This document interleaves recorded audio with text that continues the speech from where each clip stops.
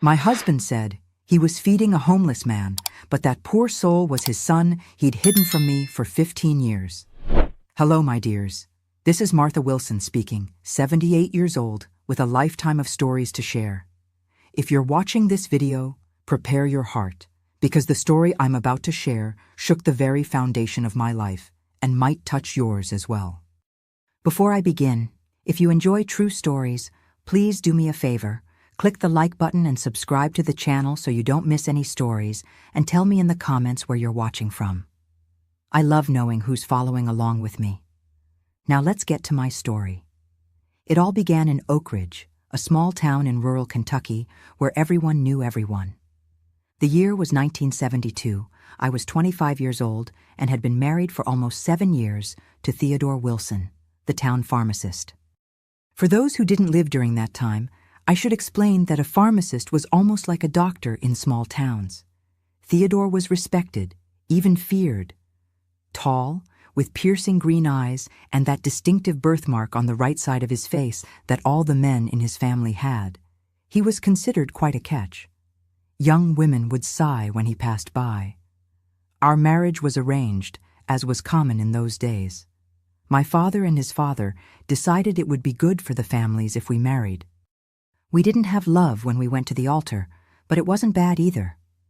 I respected Theodore, and over time I thought we had built a decent life together. We were what was considered a model couple back then. He worked, I took care of the house. Simple as that.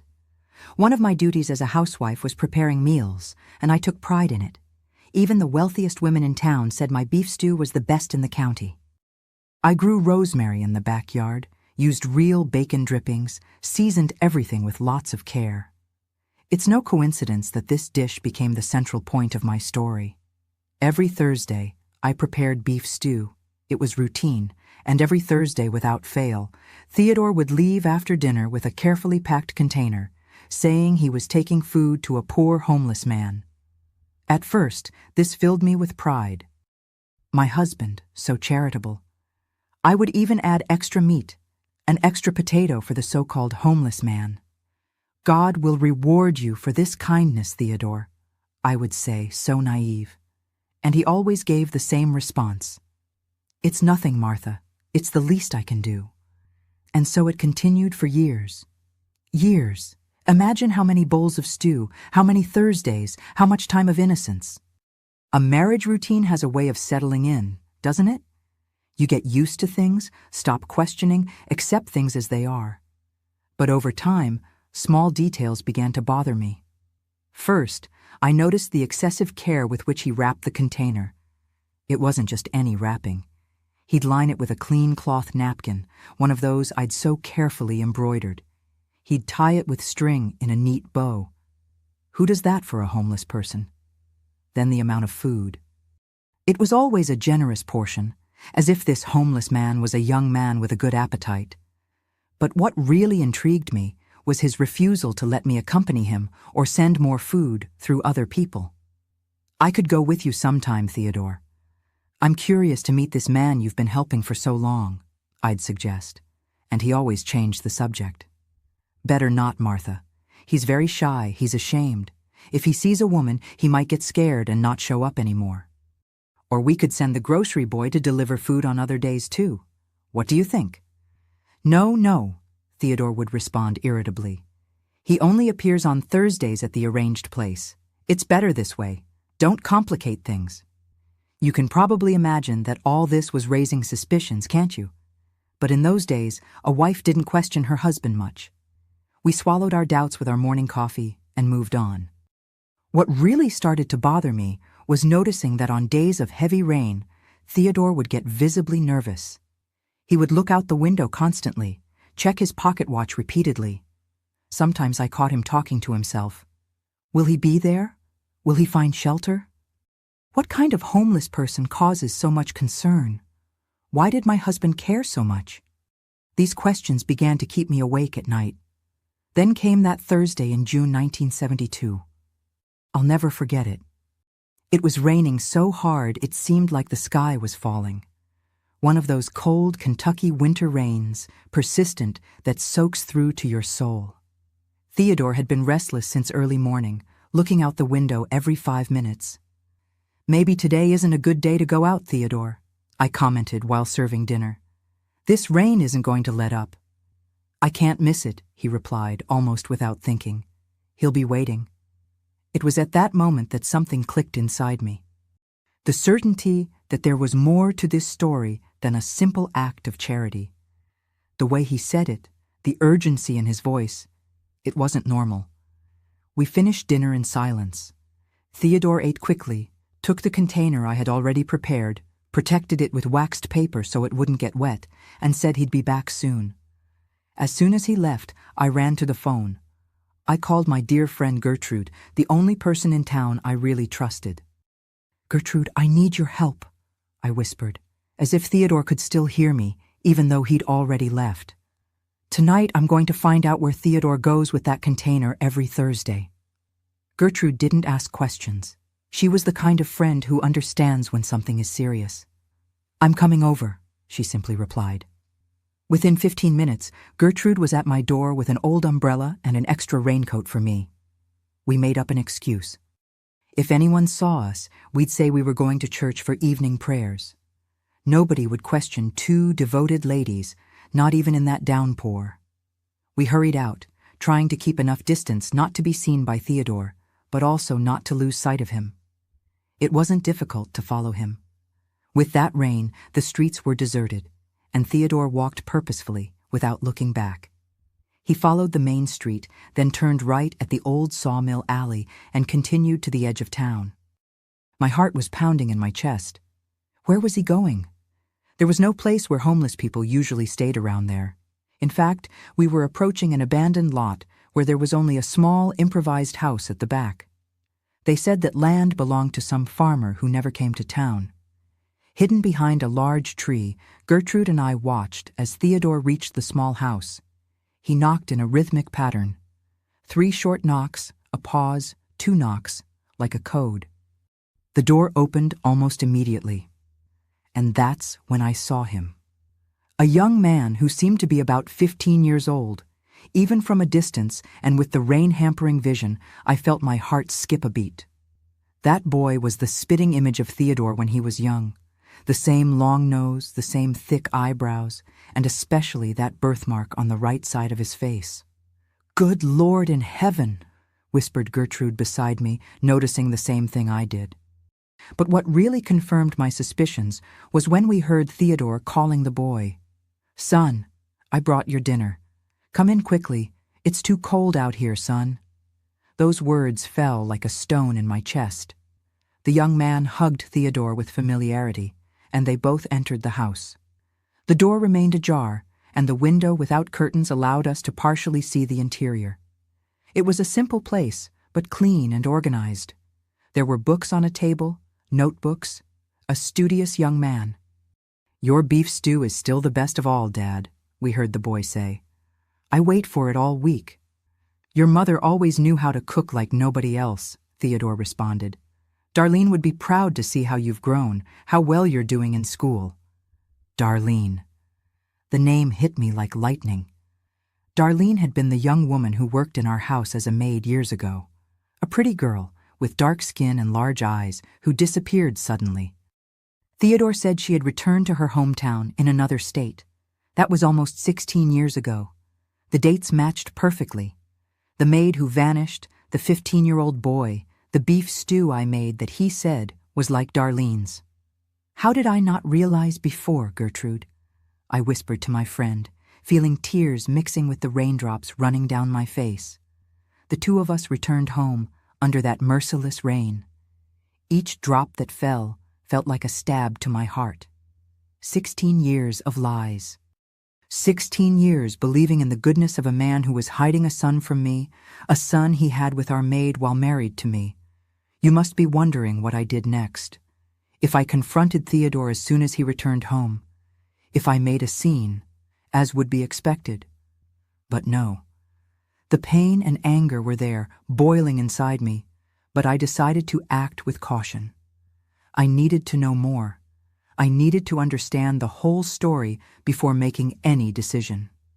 And that's how, my dears, the castle of lies that was my marriage began to crumble. All because of a simple bowl of beef stew that I prepared every Thursday. Don't forget to leave a like and subscribe to the channel. After that rainy night when I discovered Theodore's hidden son, I returned home, soaked not just by the rain, but by the tears I couldn't contain. Gertrude, my faithful friend, accompanied me and insisted on staying, fearing what I might do in the state I was in. But I asked her to leave. I needed to be alone, needed to think. "Are you sure, dear?" she asked worriedly. "I'm sure, Gertrude. I won't do anything crazy. I just need to get my head straight." When Theodore returned about an hour later, I pretended to be asleep. I couldn't look at him without falling apart or exploding with rage.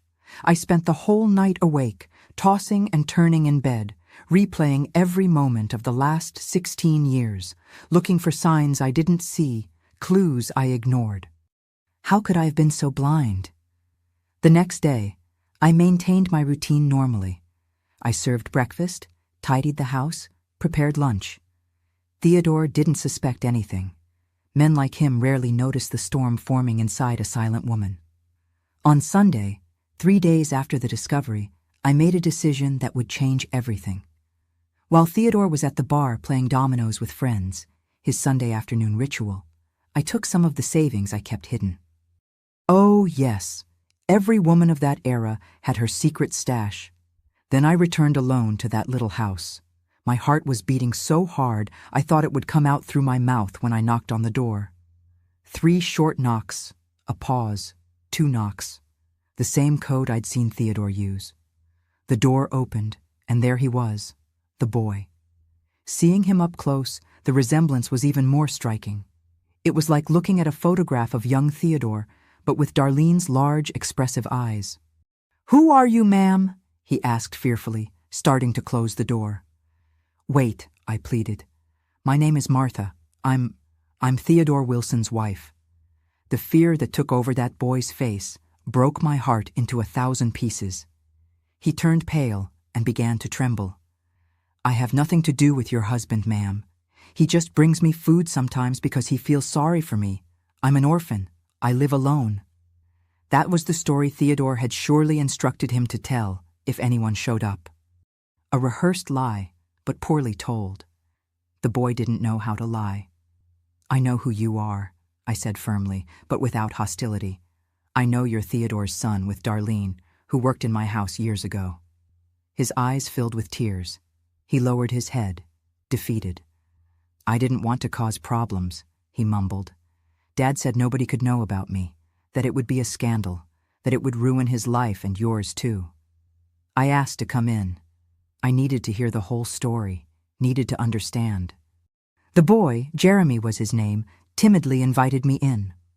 The little house was simple but clean and organized. It had just one large room that served as bedroom and living room, a small kitchen, and a makeshift bathroom.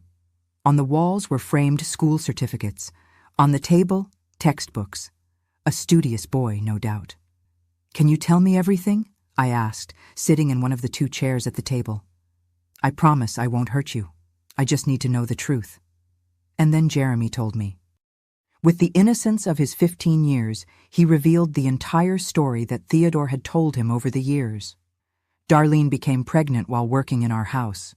When she found out, Theodore hid her in that remote house so no one in town would know.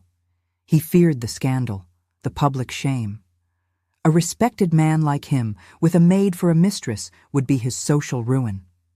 During the pregnancy, he visited her in secret, bringing food and money. When Jeremy was born, the complications from childbirth were severe. Without proper medical care, Theodore wouldn't take Darlene to the town hospital to avoid raising suspicions. She died 3 days later, leaving the baby motherless. Theodore considered giving the child up for adoption, but didn't have the courage. He was his son, after all. So he arranged for a woman to care for the baby in that same house. He paid her well to keep the secret. As Jeremy grew, Theodore dismissed the caretaker and increasingly left the boy on his own. By age 10, Jeremy was already spending entire days without adult supervision. Theodore enrolled him in a school in a neighboring district, inventing a story about being his uncle and legal guardian. He visited his son only once a week, Thursdays, when he brought food, some money, and checked if everything was okay. He says he loves me, Jeremy concluded with tears in his eyes. But I've never been able to call him Dad in public, never been able to go to his pharmacy, never been able to tell anyone who I really am. As I listened to that absurd story, a deep anger grew inside me, not directed at that innocent boy, but at the man I called my husband. How could he be so cruel? How could he deny this boy a real family, a normal life? But there was more. Jeremy showed me the only object he had from his mother, a small locket with Darlene's picture inside. It was indeed her, the girl who worked in my house. On the back of the locket was an inscription with the initials DA and TW, Darlene Adams and Theodore Wilson, and a date, May 12, 1956. A love token, no doubt. She loved him very much, Jeremy said. Dad told me she dreamed of forming a family with him, but knew it was impossible. That was like a stab to my chest. 1956. I married Theodore in 1965. This meant that his relationship with Darlene began long before our marriage and continued afterward behind my back. It wasn't just a momentary betrayal, a slip-up. It was a parallel relationship, perhaps a true love that he kept hidden from everyone. Jeremy, I said, holding his hands in mine.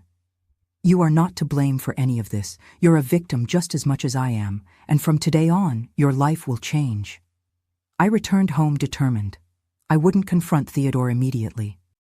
I needed a plan. I needed to prepare. Anger could make me make mistakes, and I didn't want mistakes. I wanted justice. I spent the entire week pretending normalcy, but inside, I was planning every detail of what I would do. The following Thursday, I prepared the beef stew, as always. When Theodore took the container to leave, I just smiled and wished him a good evening. He didn't notice anything different in my behavior. Men like him rarely notice the subtle changes in a wounded woman. I waited for him to leave and then did something I had never done before. I went to his office, a small room at the back of the house where he kept his documents. I opened drawers, searched through papers, looked for any additional evidence of that parallel life he maintained. And I found it. In a folder hidden at the bottom of the last drawer of the desk, I discovered monthly payment receipts to the caretaker who stayed with Jeremy in the early years, receipts from the school where the boy studied, even a birth certificate where only Darlene's name appeared as mother, and father unknown. But the worst was yet to come. Among the documents, I found a letter written by Darlene days before she died. A farewell letter, as if she sensed she wouldn't survive childbirth. In it, she begged Theodore to take care of their son, to give him love and a dignified life.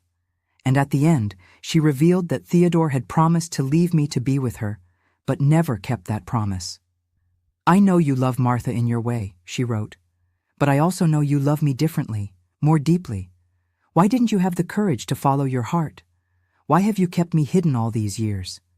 Now it's too late for me, but not for our son. Give him the name he deserves, the life he deserves. I cried like I had never cried before as I read those words. Not just because of the betrayal, but because of the cruelty, the cowardice. Theodore had deceived us all. Me, Darlene, and his own son. When he returned, I was sitting in the living room waiting, the documents and letter spread across the table. His face paled at the sight. He tried to stammer some explanation, but I interrupted him. I don't want to hear any more lies, Theodore. I know everything. I've been with Jeremy. I saw the locket with your inscription and Darlene's photo. I read her letter. I know your affair began even before we were married. I know you promised to leave me to be with her. I know you let her die without assistance to protect your reputation. I know you've kept your son hidden like a dirty secret all these years. He fell onto the couch without strength, without words. For a few minutes we sat in silence, just the sound of the wall clock marking the seconds of our destruction. What are you going to do? He finally asked, his voice barely audible. What should have been done 15 years ago? I answered, with a firmness I didn't know I possessed. I'm going to bring Jeremy to the place he deserves. I'm going to give him the name that is his by right. And as for us, there is no more us, Theodore. That's how, my dears, I confronted the man who had destroyed 3 lives with his lies. Mine, Darlene's, and Jeremy's. But the story doesn't end here.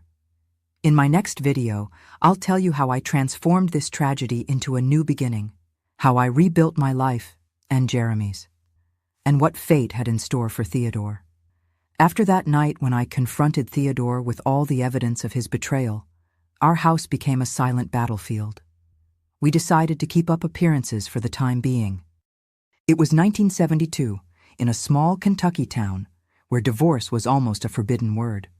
A separated woman carried a terrible stigma, as if she had a mark on her forehead. Theodore begged me not to reveal anything to anyone, especially about Jeremy. He feared the scandal, the shame, the loss of respect in the community. "Please, Martha, this will destroy my reputation," he pleaded. It was always his reputation that mattered, never the feelings of others. "Don't worry, Theodore," I replied, with a calmness that frightened him. "I won't go around shouting your dirty story all over town. I'm going to do something much worse." In the days that followed, I meticulously elaborated my plan. First, I went to visit my sister Claudia, who lived in Louisville, a larger city 2 hours away. I explained the situation and asked for help. Claudia, who had always been my safe harbor, didn't hesitate to accept my proposal. Jeremy would temporarily live with her to continue his studies, away from Theodore's reach and influence. When I returned, I presented my conditions to Theodore. These weren't suggestions or requests, they were demands. First, Jeremy will be legally recognized as your son. You will acknowledge paternity and give him your last name. "But Martha, the entire town will," I interrupted, ignoring his protests. "Second, you will transfer half your assets to my name, including part of the pharmacy." "The pharmacy is my family's inheritance. You can't demand that." "Third, Jeremy will live with my sister in Louisville to finish his studies. You will finance everything, school, clothes, food, even college if he wants. This will ruin me financially. Fourth, you will sleep in the back room starting today. I no longer want to share a bed with a man who has no character." He looked at me in disbelief. He probably never imagined that the submissive wife I had been for so many years could transform into the determined woman standing before him. "And if I refuse?" he asked, trying to regain some control of the situation. I opened my purse and removed an envelope.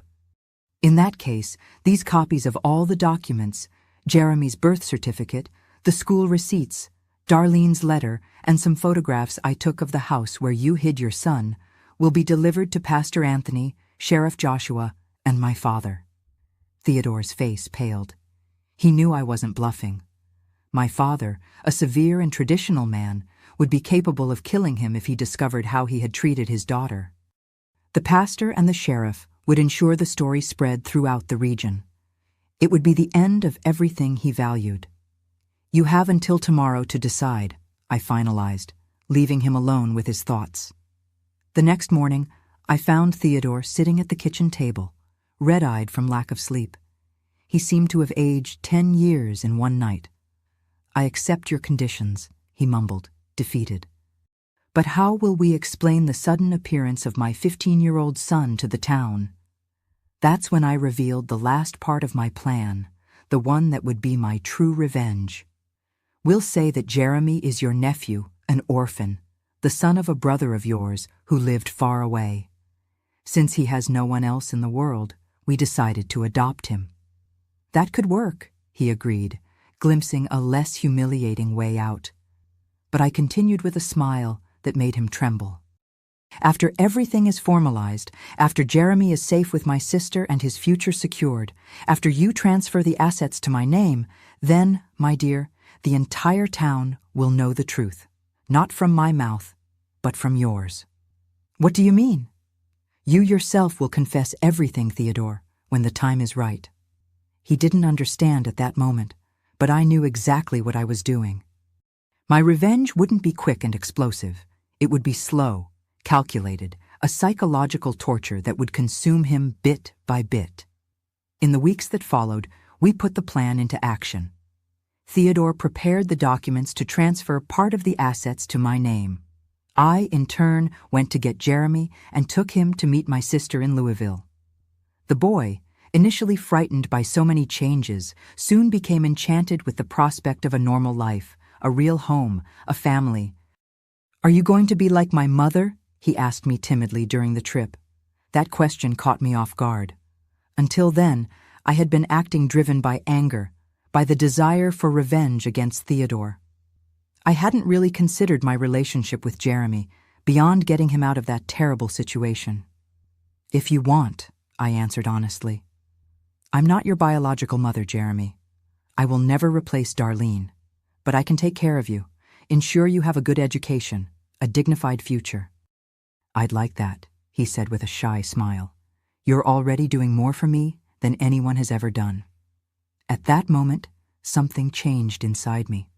I realized that Jeremy wasn't just an instrument of my revenge against Theodore. He was a person, an innocent boy who deserved love and care. And I decided that, regardless of what happened to my marriage, I would be a mother to him. When we returned to Oak Ridge, we already had the story ready to explain the newly arrived nephew. Theodore announced at Sunday Mass that his older brother, who never actually existed, had passed away, leaving a teenage son. As good Christians, we would welcome him as a son. The entire town showed compassion. The church ladies praised me for the kindness of accepting to raise another woman's child. The men patted Theodore on the back, admiring his sense of family responsibility. If only they knew the truth. Jeremy stayed with us for just 2 weeks before leaving for Louisville. In this short period, I made a point of introducing him to everyone, taking him to church, to the square, to the best houses in town. I wanted them to clearly remember that face, so similar to Theodore's, for when the truth came to light. Weeks turned into months, months into years. Theodore and I lived like strangers in the same house. He slept in the small back room, as agreed. On the rare occasions when we spoke, it was about practical matters: bills to pay, house repairs, the money we sent monthly to Jeremy. At the pharmacy, where I began working daily after demanding my share, we maintained the facade of a respectable couple. I smiled at customers. He prepared the medicines. No one suspected the Cold War we were living at home. Meanwhile, Jeremy flourished in Louisville. I received letters from him every 2 weeks, telling about school, new friends, plans for the future. His gratitude and affection were evident in every written word. I visited him whenever I could, bringing gifts, encouraging his studies. Theodore never went along. Part of our agreement was that he would keep his distance from the boy unless Jeremy expressly wished to see him. In 1975, 3 years after the discovery, I received the news I had been waiting for. Jeremy had been accepted to medical school at the University of Kentucky in Lexington. My heart overflowed with pride. That boy I had found hidden in a small house at the edge of town would now become a doctor. It was at this moment that I decided it was time for the second phase of my revenge. I organized a big party at our house to celebrate Jeremy's acceptance to medical school. I invited all the important families in town, the pastor, the mayor, everyone who made up the social elite that Theodore valued so much. "Why are you doing this?" Theodore asked suspiciously. It was the first time in years he had seen me excited about something related to our social life. "Because I'm proud of our son," I replied, emphasizing the last words. On the day of the party, our house was impeccable. I hired the best cooks in the region. I ordered a magnificent cake, decorated everything with flowers. Jeremy arrived from Louisville, accompanied by my sister, elegant in a new suit that I had bought especially for the occasion. When all the guests were present, I took a crystal glass and tapped it lightly with a spoon to get attention. The chatter ceased, and all eyes turned to me. "Dear friends and neighbors," I began in a clear voice, "thank you all for your presence at this very special celebration. As you know, we are celebrating Jeremy's acceptance to medical school." Polite applause echoed through the room. I smiled and continued. "Many of you met Jeremy 3 years ago when he arrived in Oak Ridge. At the time, we said he was Theodore's nephew, the son of a deceased brother.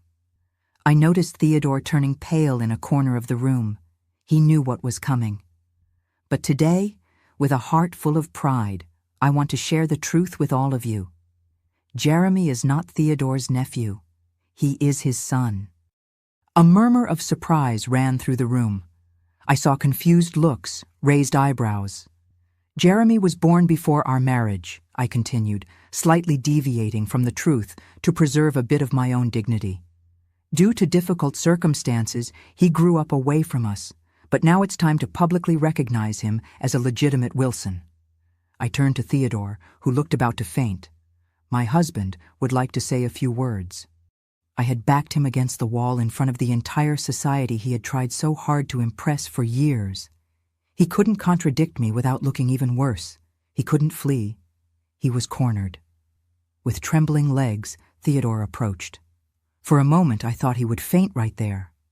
But then, surprisingly, he straightened his posture and spoke. It's true.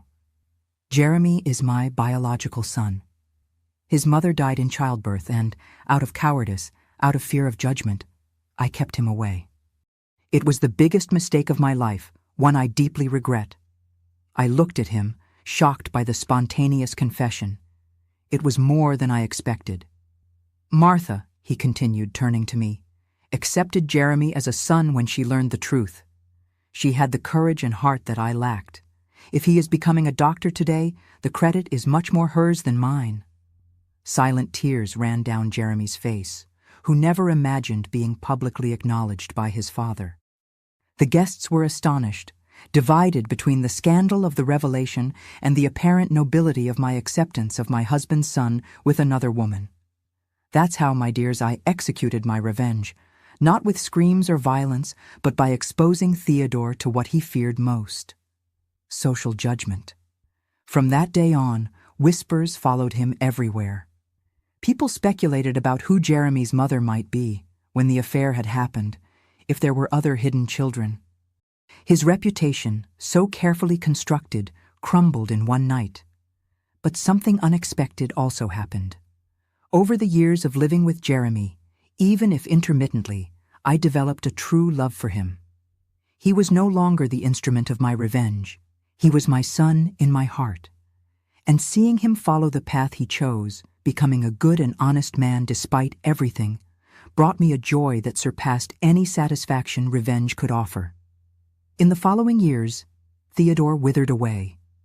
The strong and respected man became a shadow. At the pharmacy, I was the one giving orders now, relegating him to minor tasks in the back of the establishment. At home, we lived like strangers who shared a roof out of convenience. His health began to deteriorate. First came the heart problems, then a deep depression. He started drinking secretly in his small back room. I would find empty bottles when I went to clean, but never mentioned anything. It was his form of escape, I suppose. In 1985, Jeremy graduated from medical school. I organized another big party, even larger than the first. I invited people from all the neighboring towns. It was at this celebration that, while proudly introducing Jeremy to a group of important doctors from the capital, I referred to him simply as Theodore's son, without the adopted we sometimes still used as a facade in formal situations. 3 months after this party, Theodore died of a heart attack. I found him collapsed on the pharmacy floor when I opened in the morning. I immediately called for help, but it was too late. They say in town that he died of shame and remorse. Perhaps it was just a weak heart and alcohol. At the funeral, few people attended. Most came out of consideration for me, not for the deceased. I wore black as tradition dictates and maintained a solemn appearance, but I didn't cry. My tears for Theodore had dried up many years ago, on that rainy night when I discovered his betrayal.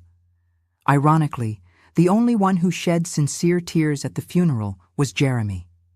Despite everything, he had developed an affection for the father who visited him in secret throughout his childhood.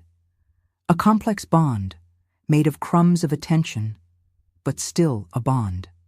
He was a weak man, Mom, Jeremy told me after the burial, calling me Mom as he had been doing in recent years. But I think in his way, he loved us. Perhaps he was right. Perhaps Theodore, in his confused heart, loved both me and Darlene, both Jeremy and his precious reputation. But love without courage, without honesty, without sacrifice, what kind of love is that? After the funeral, I sold the pharmacy. I had no more reason to stay in Oak Ridge. Jeremy had secured a good position as a doctor in Chicago and invited me to live with him. I accepted without hesitation. It was time for a new beginning. And so, my dears, I come to the end of this chapter of my story, a painful chapter, but one that transformed me into the woman I am today. Theodore's betrayal could have destroyed me, but instead, it gave me a son whom I deeply love and a strength I never imagined having. Today, at 78, I live with Jeremy, his wife Marianne, and my 2 beloved grandchildren in Chicago. And every Thursday, I still make a point of preparing the same beef stew, no longer as a reminder of a betrayal, but as a celebration of the family we built from the ruins of a broken marriage. Life has a way of working out, doesn't it? Sometimes, what seems like our greatest misfortune ends up being the path to our greatest blessing. The secret is not to let yourself be defeated by pain, but to use it as fuel to move forward. Moving to Chicago in 1985 at the age of 50 was like being born again. Just imagine a small-town lady used to the slow pace of Oak Ridge, suddenly immersed in the hustle and bustle of one of America's largest cities. In the first few days, I confess I was bewildered. The noise of the cars, the number of people on the streets, buildings so tall you could barely see the sky. Everything was so different from my little Kentucky world. Jeremy lived in a 2-bedroom apartment in Lincoln Park, a beautiful, tree-lined neighborhood that reminded me a little of the countryside. He had insisted I take the master bedroom with a large window overlooking a park. "You deserve the best, Mom," he would say. I still got emotional when he called me that. Mom, such a simple word but one that carried so much meaning for both of us. In the first few months, while Jeremy worked at the hospital, I dedicated myself to arranging the apartment, cooking, and exploring the neighborhood. I befriended Mrs. Conway from the neighboring apartment, a widow from Tennessee who became my guide in that concrete jungle. She taught me how to ride the L, how to haggle at the farmer's market, how to find the best prices in downtown stores. "Martha," she told me one day, "women like us can't stay idle. We need to have a goal, an occupation." And she was right. Despite the comfort of my new life, I missed feeling useful, productive. At the pharmacy in Kentucky, even in the difficult years of my marriage to Theodore, I always had my role, my place. In Chicago, I was just Dr. Jeremy's mother, the small-town lady who knew nothing about the big city. Then, one afternoon in September 1986, I had an idea while preparing lunch. Jeremy had brought a doctor colleague home to eat, and the young man couldn't stop praising my food. "Mrs. Wilson, this beef stew is the best I've ever eaten in my life. You should open a restaurant." I laughed at the comment at the time, but the seed was planted. Why not? I had always liked cooking. I was good at it. I had some savings from selling the pharmacy. And Chicago, from what I could see, was full of people who didn't have time to prepare home-cooked meals. Discussing this with Jeremy, I received enthusiastic support. "It's an excellent idea, Mom. I can help with the initial investment." But I didn't want to depend financially on my son. I wanted to do something on my own, prove to myself that I could start from scratch, build something with my own hands. Perhaps it was pride, or perhaps the need to show that life hadn't ended with widowhood and the move to the big city. After some research and conversations with Mrs. Conway, who knew many people in the neighborhood, I decided to open a restaurant. The investment would be too high. Instead, I started a small homemade meal service. I cooked right at home, in the apartment, and Mrs. Conway helped me with deliveries initially. I called the business Kentucky Comfort in homage to my roots. I started small, just 10 meals a day that I sold to local shopkeepers and to some of Jeremy's medical colleagues. But quality spoke louder, and soon word of mouth spread. In 6 months, I was already producing 50 meals daily. I had to hire 2 assistants and rent a small commercial kitchen 2 blocks from the apartment. The beef stew was, of course, the flagship dish. Even in Chicago, where people had access to all kinds of cuisine, my stew was a hit. Ironic to think that the same dish that for so many years was the symbol of my ignorance about Theodore's betrayal now became the symbol of my fresh start, my independence. It was through Kentucky Comfort that I met Marianne, Jeremy's future wife. She was a dietitian at the same hospital where he worked and came one day to see my kitchen, interested in recommending my meals for recovering patients who needed home-cooked, nutritious food. Tall, with curly hair and a radiant smile, Marianne won me over immediately. She had that uncomplicated way, that good energy that fills a room.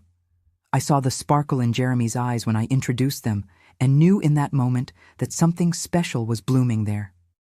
Their courtship was quick and intense. In less than a year, they were engaged, and in July 1988, we celebrated their wedding.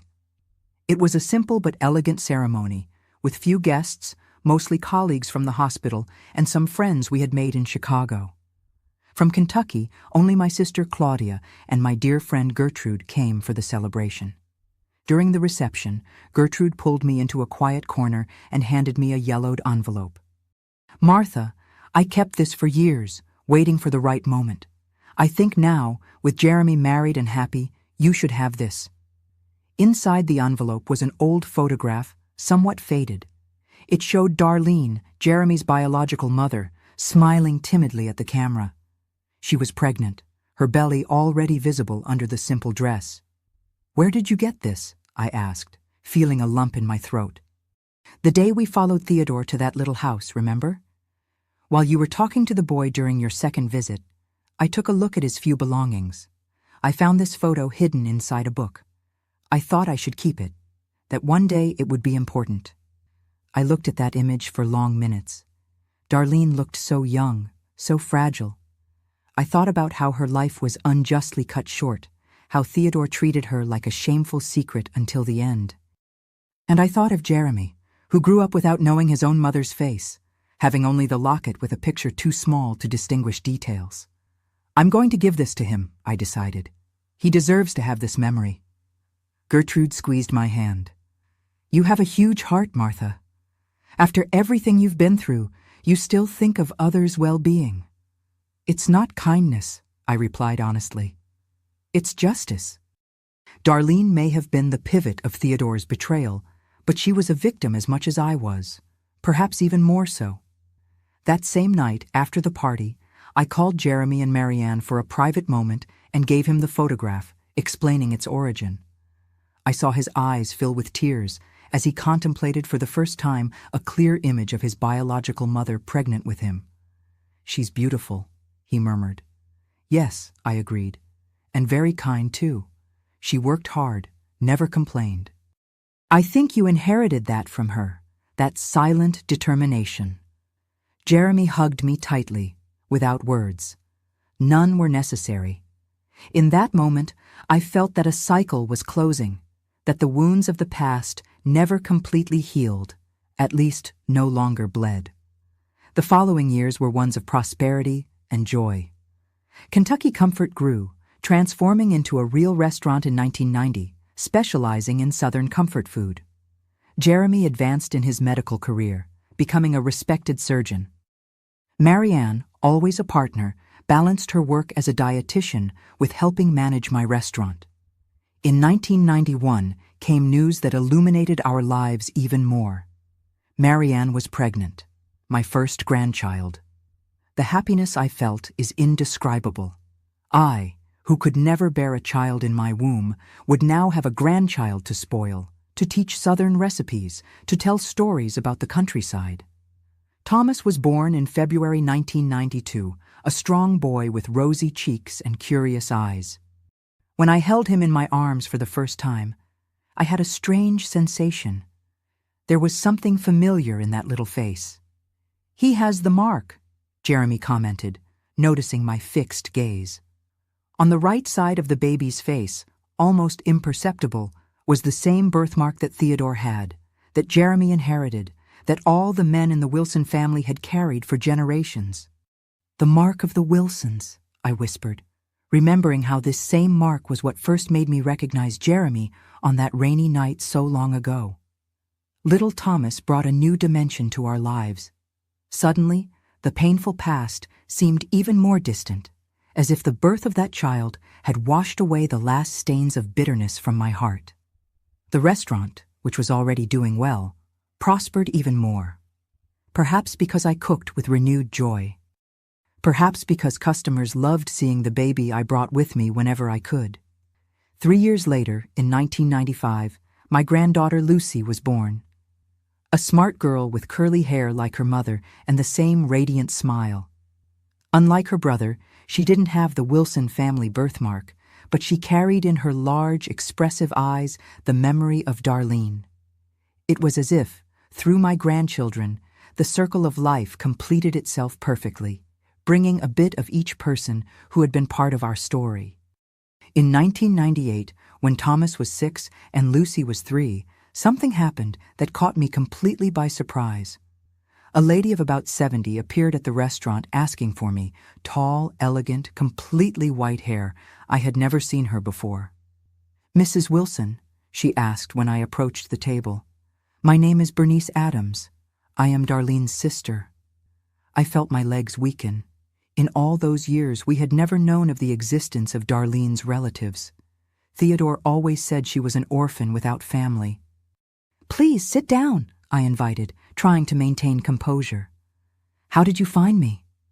"It wasn't easy," she sighed. "I spent years searching. I knew only that my sister had worked for a Wilson family in Oak Ridge and that she had disappeared. When I finally got information in town, they told me the pharmacist had died and his wife had moved to Chicago. It took me 3 more years to track you down to this restaurant." Bernice told me that she had lost contact with Darlene when she left the farm where they grew up to work in town. The letters, initially frequent, became rarer until they ceased completely. The family tried to find her, but without success. "I heard she had a son," said Bernice with teary eyes. "Is that true?" "Yes," I confirmed. "Jeremy. Today he's a doctor, married, has 2 beautiful children." The relief and emotion on that lady's face deeply moved me. I took my purse, removed my wallet, and showed her the most recent photo I had of Jeremy with Marianne and the children. "This is your nephew, and these are your grandnephew and grandniece."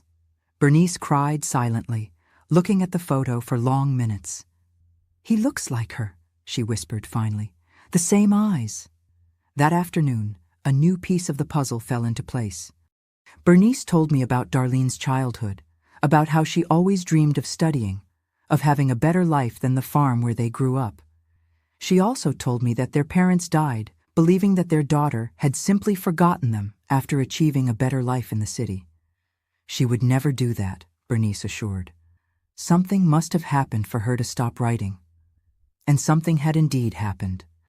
Theodore, the manipulation, the isolation, the control, typical of men like him who view vulnerable women as objects to be used and discarded. I arranged a meeting between Bernice and Jeremy for the following Sunday. It was one of the most emotional moments I have ever witnessed. Seeing my son, because that's how I always considered him, meet his aunt, hear stories about the mother he never knew, discover that he had cousins in Kentucky he didn't know existed. It was as if a lost piece of his identity finally found its place. Bernice's arrival brought a new dimension to our lives. Through her, Jeremy was able to learn about his maternal roots, understand where certain traits of his personality, certain preferences came from. The cousins, children of Darlene's siblings, came to visit us. Thomas and Lucy gained an extended family they didn't know they had. And I? Well, I gained a kind of peace I didn't know I still lacked. Seeing the story complete itself, seeing justice done to Darlene's memory, seeing Jeremy so fulfilled in all aspects of his life, it was as if the universe was finally in balance. In 2000, when the restaurant celebrated its 10th anniversary, we organized a big celebration party. Jeremy made a point of inviting all of Darlene's newly discovered family. In the center of the main table, I placed a special arrangement, a photo of Darlene, the one Gertrude had kept all those years, next to a recent photo of our entire extended family. Jeremy, Marianne, the children, me, Bernice, the cousins. It was Thomas, then 8 years old, who asked the innocent question that caught me off guard during the party. "Grandma, why do we never visit my other grandmother's grave? We visit Grandpa Theodore's every Memorial Day, but never my other grandmother's." The question silenced the table. Jeremy and I exchanged glances. It was true. Darlene didn't have a grave to visit. Theodore had buried her in haste, without ceremony, without a marker, in some unspecified place. One more indignity committed against that poor girl. "We don't know where she's buried, sweetheart," I answered honestly. It was Bernice who suggested we could make a memorial for her. It doesn't have to be a grave. It can be a beautiful place, with flowers, where we can go to remember her. The idea was embraced by everyone. The following month, in a tranquil area of Oakwood Cemetery, we inaugurated a small memorial for Darlene. A simple plaque with her full name and dates of birth and death, surrounded by blue hydrangeas. We discovered through Bernice that they were her favorite flowers. During the small ceremony, I observed Jeremy's face. There was a serenity there I had never seen before, as if a cycle finally closed, as if an invisible wound finally healed. And observing that scene, my adoptive son paying homage to the biological mother he never knew, alongside the family we had built together, I felt a deep certainty. True love always finds a way through pain, through lies, through betrayals. It persists, transforms, creates new bonds where old ones were broken. Fate has these ironies, doesn't it? A bowl of beef stew revealed the greatest betrayal of my life, but it also brought me my greatest blessing, Jeremy. The pain of discovering that my husband was hiding a child outside of marriage transformed into the joy of being a mother, even if not by the path I had imagined. And now, so many years later, this same dish was the flagship of the restaurant I had built with my own hands, a symbol of my independence and overcoming. If someone had told me on that rainy night in 1972 that one day I would be in Chicago, the owner of a successful restaurant, surrounded by a loving family that included my husband's hidden son, his wife, my grandchildren, and even the family of the woman with whom I was betrayed, well, I would have thought this person completely crazy. But life, my dears, life always surprises us, knocks us down, challenges us, makes us bleed, but also offers us new paths, second chances, unexpected fresh starts. The years go by so quickly, don't they? It seems like yesterday that I moved to Chicago, that I opened my little meal service, that I held my first grandchild in my arms. And when we realize it, here we are at 78, looking back and trying to understand the meaning of everything we've lived through. My Kentucky Comfort restaurant prospered beyond my most optimistic expectations. From a small establishment in Lincoln Park, we expanded to 3 locations in Chicago. In 2005, at 70, I decided it was time to pass the baton. Marianne, who had always shown a talent for business, took over general management. Lucy, my granddaughter, who was already 13 at the time, began to show the same interest in cooking that I had always had. "Grandma, teach me how to make beef stew just like yours," she asked me one day. "I want to learn all your secrets." Seeing my granddaughter interested in perpetuating the culinary traditions I brought from Kentucky filled me with pride. In the following years, I made a point of passing on to her not just the recipes, but the stories behind each dish, the small details that make all the difference, the love that should season every pot. Today, at 23, Lucy is a trained chef with a specialization in Southern cuisine. She took over the main kitchen of the restaurant and implemented innovations that would never have occurred to me. The menu now includes modern versions of traditional dishes, vegetarian options, even a vegan beef stew that is surprisingly delicious. "You're not upset about the changes, Grandma?" she asked worriedly when she presented the new menu. "My dear," I replied, "tradition only stays alive when it manages to renew itself. If I had clung to the past, I would never have left Oak Ridge, never would have built all this. Thomas, my oldest grandchild, followed a different path. From a young age, he showed the same interest in medicine as Jeremy.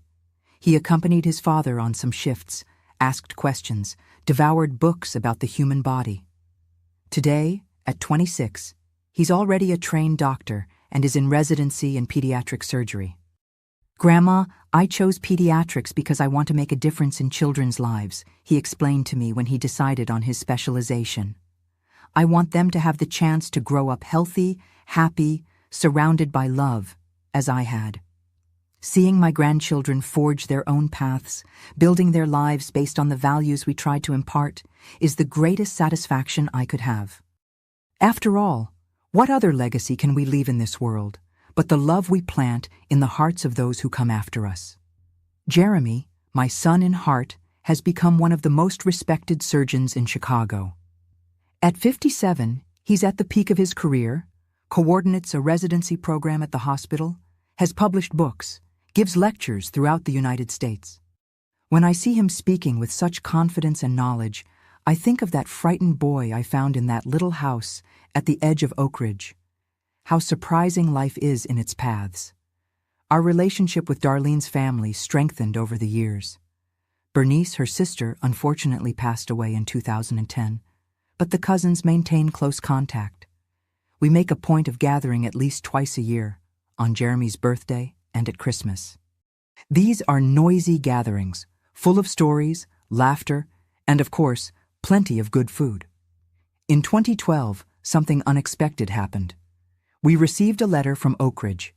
It was from Gertrude, my faithful friend, the only person from that era with whom I still maintained some contact.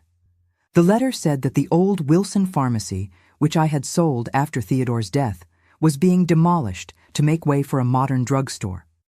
During the construction, workers found something hidden in a false wall at the back of the establishment, a locked metal box. Since I was the last owner, the City Hall contacted Gertrude, who still lived in town, to try to locate me. My friend promptly provided my address in Chicago, and 2 weeks later, the box arrived by mail. I gathered the family in the living room of the apartment where I live with Jeremy and Marianne to open that relic from the past. The lock was rusted, difficult to open. When we finally managed, we discovered a treasure trove of memories, old photographs, documents, letters, and a diary. Theodore's diary. "Would you like to be alone to read it?" Jeremy asked, sensing the emotion that overcame me. "No," I replied. "Whatever is in here belongs to all of us. They're pieces of our family puzzle." We spent hours examining the contents of that box. The photographs revealed a young, smiling Theodore alongside Darlene. They looked happy, in love. There were records of her pregnant at different stages, the same images that Theodore hid from me while keeping the son of both isolated in that precarious little house. But it was the diary that really illuminated the dark corners of our story. Theodore began writing it in 1955 when he met Darlene. She was only 16, coming from the countryside to work in the city. He, at 25, was already the respected pharmacist of Oak Ridge, heir to a prosperous business. The romance began months before she came to work in our house. Theodore met her at church, was enchanted by her simple beauty, her shyness, her vulnerability. They began to meet in secret. He, the son of the local elite; she, the poor girl without family in town. When Darlene became pregnant in 1956, Theodore panicked. His parents would never accept such a humble daughter-in-law, a girl without a last name, without a dowry, without formal education. And the conservative society of Oak Ridge would crucify both for the sin of having a child out of wedlock. That's when Theodore's father intervened. Discovering his son's affair with the maid, he issued an ultimatum. Either Theodore ended everything and sent the girl away, or he would be disinherited, lose the pharmacy, be expelled from the family. The young man, cowardly and materialistic, yielded to pressure, but couldn't simply abandon Darlene and the child that was to come. So he set up a double life. He kept Darlene hidden, supporting her minimally, while fulfilling the expectations of family and society. When his parents decided it was time for him to marry, they presented me as the ideal candidate. Daughter of a good family, well-educated, with good manners. The arranged marriage would be the perfect solution to settle their son and end any rumors about his involvement with a maid. Theodore agreed to marry me without love, merely for social and economic convenience. In the diary, he described his internal conflict, the guilt for deceiving everyone, the love he still felt for Darlene, the contempt he nurtured for himself for not having the courage to defy his father and society. Darlene's death in childbirth was the blow that broke him inside. In the pages of the diary, he described the despair of seeing her bleeding, powerless to help, afraid to call a doctor and expose the situation. When she passed away, 3 days after giving birth to Jeremy, something also died inside Theodore. "I buried Darlene at dawn, alone," he wrote. "Without a priest, without prayers, without a headstone, just me, the shovel, and the fine rain that fell like tears from heaven. May God forgive me for this final indignity. May Darlene forgive me for not having the courage to love her as she deserved." Reading those words after so many years evoked conflicting feelings in me. Anger at Theodore's cowardice, sadness for Darlene's wasted life, gratitude that Jeremy had survived it all. But surprisingly, I also felt a kind of compassion for the man who was my husband, not to justify his actions, but to understand the prison he himself created with his misguided choices. At the end of the diary, we found a letter addressed to Jeremy, dated 1984, a year before Theodore's death. It was never delivered.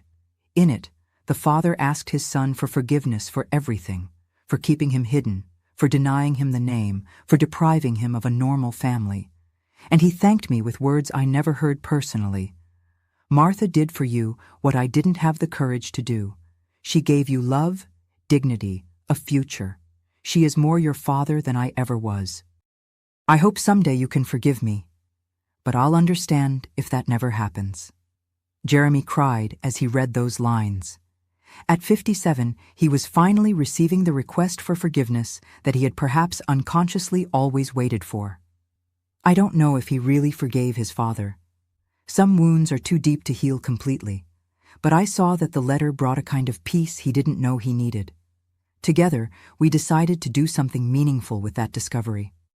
First, we identified the exact location where Darlene was buried through a rudimentary map found among Theodore's papers. It was a piece of land at the back of the old Wilson family property, today a residential area. With the authorities' permission, we exhumed Darlene's remains and transferred them to Oakwood Cemetery, next to the memorial we had created years before. Finally, she would have a dignified resting place where we could bring flowers, light candles, pay the tributes she was denied in life.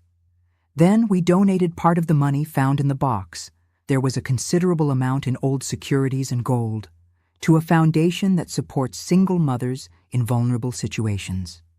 The rest was used to create a scholarship in Darlene's name at the medical school where Thomas studied, a way to perpetuate her name, to give other young women the opportunities that were taken from her. As for the diary and photographs, we decided to preserve them as a record of our family history, not to cling to the painful past, but to remember the path we traveled, the difficulties we overcame, the lessons we learned. On a Thursday afternoon a few months ago, we gathered the entire family at the original Kentucky Comfort restaurant, 3 generations around the same table, myself, Jeremy and Marianne, Thomas and his fiancée Patricia, Lucy and her boyfriend Raphael, some cousins from Darlene's family. The reason for the gathering?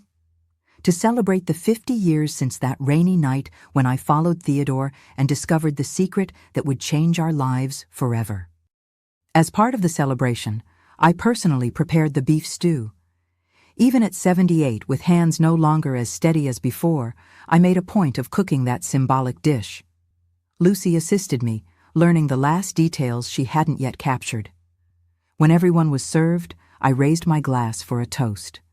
To life that surprises us in the most unexpected moments, to the pains that teach us to value joys, to the mistakes that show us new paths, and to the love that persists, that transforms. that heals. Looking at those dear faces around the table, I thought about how a story that began with so much sadness, betrayal, abandonment, lies, ended up generating so much love, so much life. I thought of Theodore, of Darlene, of how their choices, right or wrong, led to the existence of all those wonderful people gathered there. And I thought of myself, the young 37-year-old Martha, who on a rainy night discovered the bitter truth about her marriage. How far she was from imagining that that painful revelation would actually be the beginning of a journey of growth, strength, and unconditional love. That night, after everyone left, I stayed alone in the restaurant for a few minutes. I took a small portion of the beef stew that remained and placed it in a simple container, like the ones Theodore used to take to Jeremy. I went out to the street and looked at the starry Chicago sky. "Thank you," I whispered to the universe. I didn't know exactly who I was thanking. God, fate, the circumstances that brought me here. Perhaps all of them, perhaps myself, for having had the courage to transform pain into strength, resentment into compassion, betrayal into a new beginning. Today, when I prepare beef stew on Thursdays, a ritual I maintain to this day, I no longer think about Theodore's betrayal. I think about the family we built, the bonds we created, the love that flourished from the ashes of a destroyed marriage. I think about how a simple dish can carry so many meanings, so many memories, so many interwoven stories. And that's what I want to leave with you, my dears, who have accompanied me this far. The certainty that our lives are not defined by the bad things that happen to us, but by how we respond to them. We can surrender to bitterness, resentment, self-pity. Or we can use the pain as fuel to rise again, to create something new and beautiful from the rubble. My story began with a betrayal discovered because of a bowl of stew, but it doesn't end there. It continues in the smiles of my grandchildren, in my son's success, in the restaurant that brings a piece of Kentucky to Chicagoans, in the lives we've touched along the way. And now it continues with you who have heard my account and I hope will take something valuable from it. Perhaps the courage to face your own pains. Perhaps the inspiration to start over after a fall. Perhaps just the certainty that you are not alone in your struggles. Before ending this final video in the series, I want to ask you to leave in the comments the lessons you took from this story. What touched your heart the most? What will you take with you? And if you have similar stories of overcoming, share those too. We're stronger when we share our experiences. Don't forget to like the video and subscribe to the channel if you haven't already. And keep an eye out, because soon I'll be starting a new series of stories, because at 78, I have many to tell. Until our next meeting, my dears, may God bless each of your paths. And remember, life has many Thursdays ahead, many bowls of stew to be prepared, many stories to be written. Make yours something worth telling one day.